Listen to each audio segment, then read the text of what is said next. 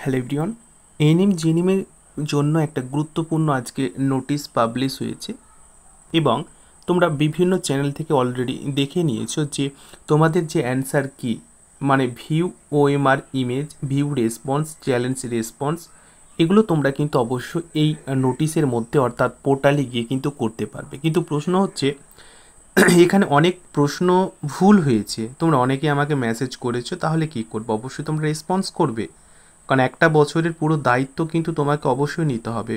Portal থেকে ভুল হতে পারে, কিন্তু তার ক্ষেত্রে চুপচাপ থাকলে কিন্তু হবে না। দেখো, all OMR image and machine read response for the candidates who appeared in ANM GNM R uploaded in the portal. ঠিক আছে, প্রত্যেকটা ক্যান্ডিডেটের কি করা হয়েছে যে রেসপন্সগুলো মেশিনে রিড করেছে এবং পোর্টাল আপলোড করে দেওয়া হয়েছে।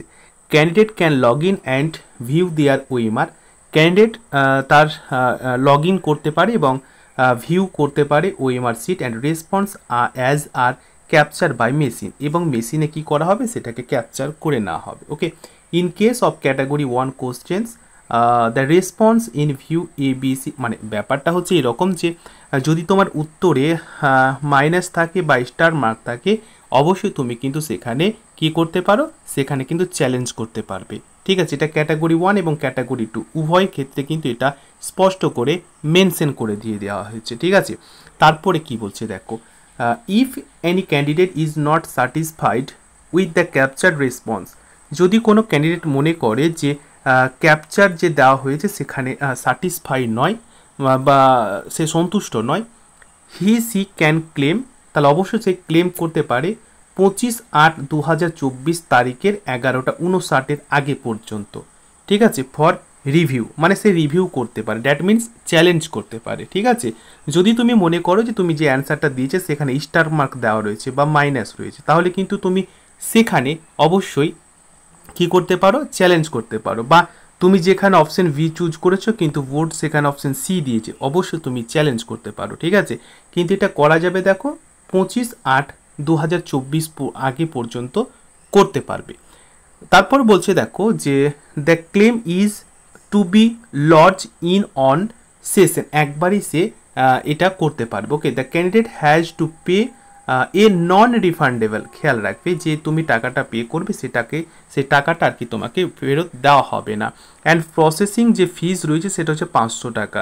ঠিক আছে, rupee 500 to be reviewed through net banking মাধ্যমে তুমি সেই 500 টাকা অবশ্যই পে করতে হবে যদি তুমি চ্যালেঞ্জ করতে চাও। No claim will be reviewed if the fee payment is not successful. ঠিক আছে, তো এটা ক্লেম করা হবে না যদি এটা পেমেন্টটা সাকসেসফুল যদি না হয়, তাহলে ক্লিয়ার।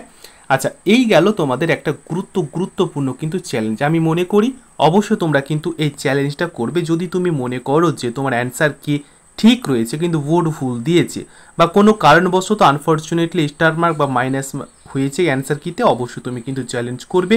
অনেকে ক্যান্ডিডেট আমাকে কমেন্ট করেছো যে তোমরা চ্যালেঞ্জ করবে কিনা, মানে তোমাদের 3টে বা 4টে বা 2টো বা একটা কোশ্চেন কিন্তু এরকম হয়েছে, তাহলে অবশ্যই কিন্তু চ্যালেঞ্জ করবে। ঠিক আছে, কারণ তোমরা জানো যে হাফ মার্ক বা 1 মার্ক বা 2 মার্কের জন্য র্যাঙ্ক কিন্তু বিশাল ওঠানামা করে। তাহলে আমি আবারও বলছি, চ্যালেঞ্জ অবশ্য করবে এবং সেই চ্যালেঞ্জটা করা যাবে তোমাদের 25/8 পর্যন্ত, অর্থাৎ এই তারিখের মধ্যে তোমরা চ্যালেঞ্জ করতে পারো।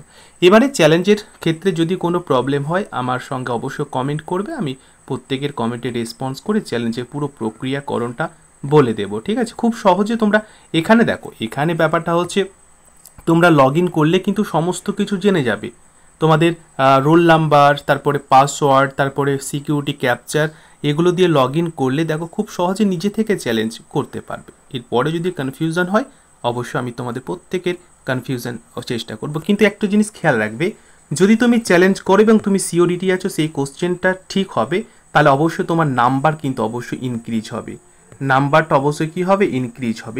এটা খেয়াল রাখবে, নিশ্চয়ই নাম্বারটা তোমার বেড়ে যাবে। চ্যালেঞ্জ অবশ্যই তোমরা প্রত্যেকে করবে।